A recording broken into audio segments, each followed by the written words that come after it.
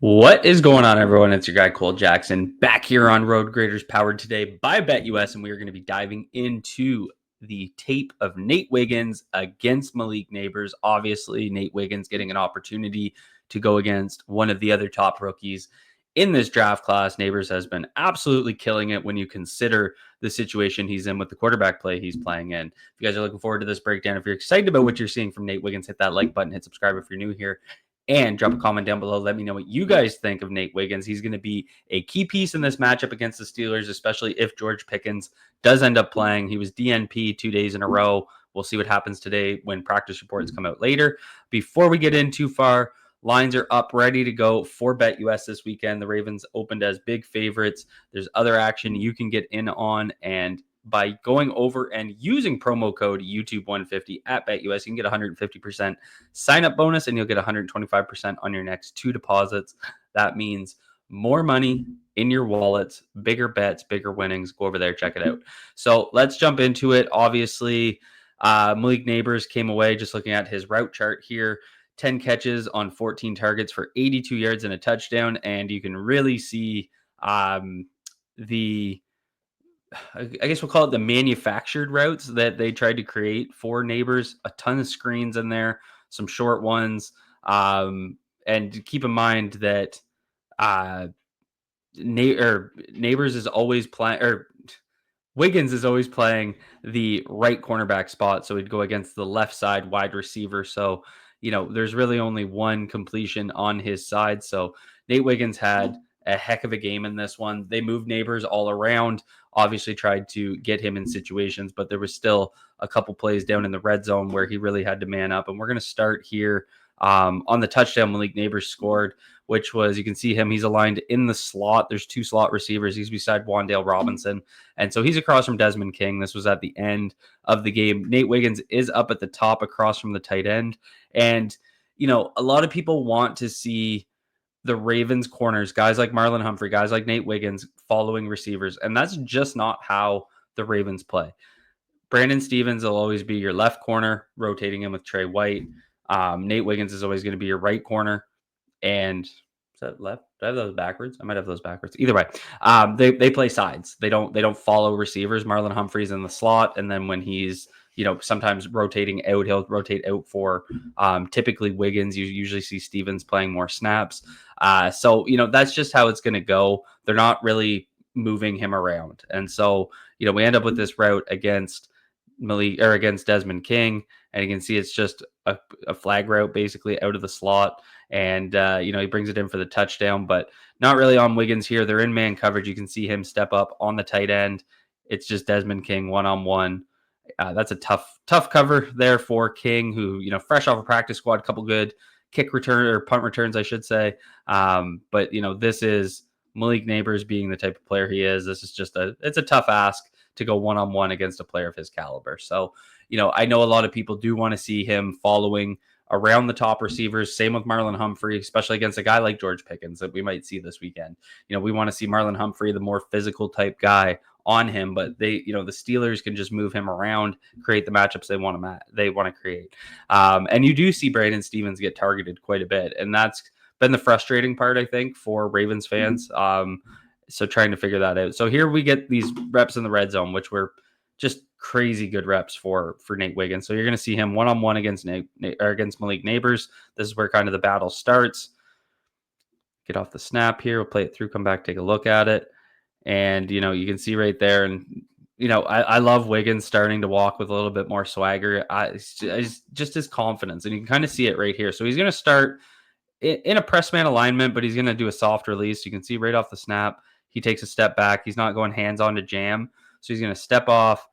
And I love how he's keeping his shoulders square, because you can see as soon as the release comes from Nabers, he's going to take that outside step and then look back. And he's really just looking for a fade, right? Like, this isn't anything crazy. You can see, I don't know which quarterback that is. They had 2.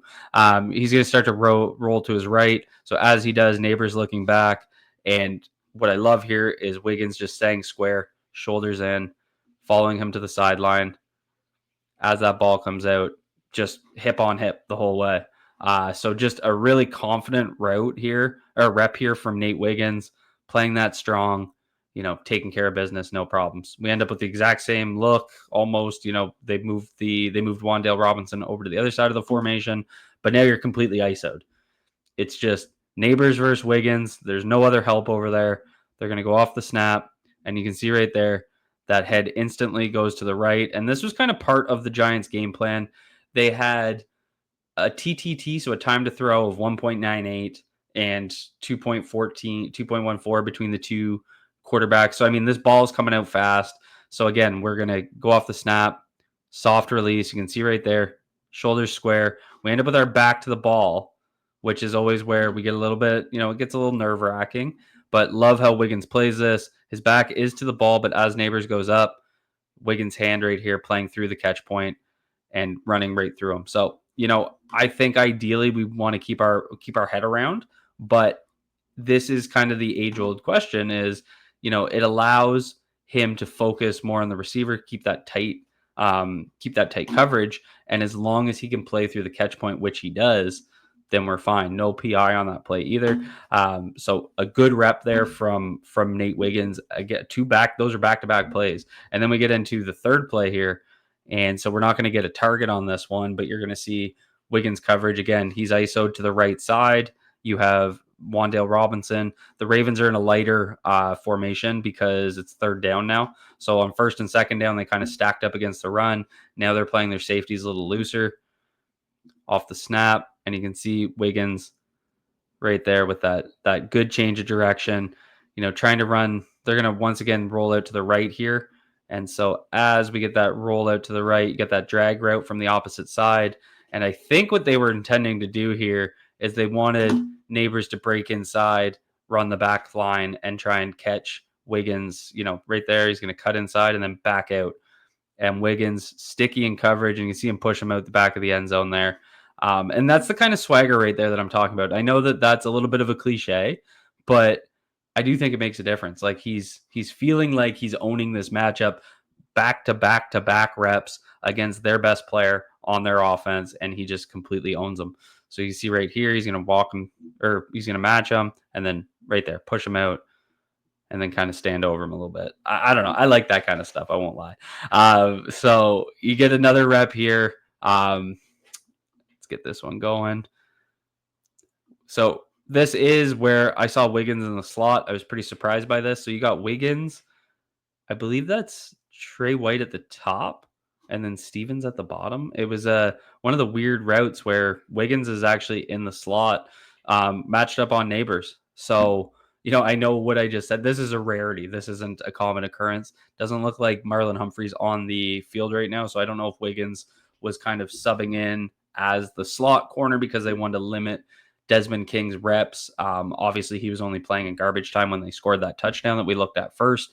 But either way, this is what I meant by manufactured reps. So he's lined up against Nabers, but it turns into a screen, and he's going to, step up and, get in on the tackle. But, that was kind of the limited part of this matchup was I wanted to see a little bit more downfield throwing, see Wiggins in some of these coverage situations, but we just didn't get to see it because of the type of usage. That's why those red zone routes were so helpful. So here we're going to get Nabers in the slot. And, a lot of people are talking about Wiggins is playing some really good coverage. He's got one of the lowest completion percentages allowed, not only among rookies in the NFL right now. And he doesn't have any interceptions, but I'm telling you, it's coming. I was showing you guys last week. I'm going to show you again this week. So you're going to see Marlon Humphrey's going to be in the slot against Nabers. I believe that's Slayton up top against Wiggins. And so as this route comes, you see Humphrey blitz off the edge, and they're just going to run a quick out here. And so because they're playing man behind this, see right there, Wiggins jumping this route. And this was just off the snap. Wiggins' eyes are just directly at the quarterback. He's going to take a step back, and as soon as he sees that break, he sees that ball cocked, Wiggins is going to step up. And that ball was just too high. He ends up going for the hit. But I'm telling you, if he can, if the quarterback tries a little bit harder on this one, that's a pick six going the other way. So this is the type of stuff that I think is going to make Wiggins, just different. He's going to be one of those top guys jumping that route like that, not really worrying about the player directly in front of him because he read the quarterback's eyes, saw that out route, and was ready to jump it. So just, I think that's another adjustment of the type of throws that we were getting in this game. You know, he knows they're in a quick setting. So understanding that and then playing into it. So here we're going to keep rolling. And you're going to, again, Marlon Humphrey's going to blitz. So you're going to get Adarius Washington, who's over the 40. He's the bottom side safety. He's going to drop down on Nabers. Wiggins is going to carry his route deep. And you're getting basically a wheel route from Nabers. So as Humphrey blitzes, Washington drops down.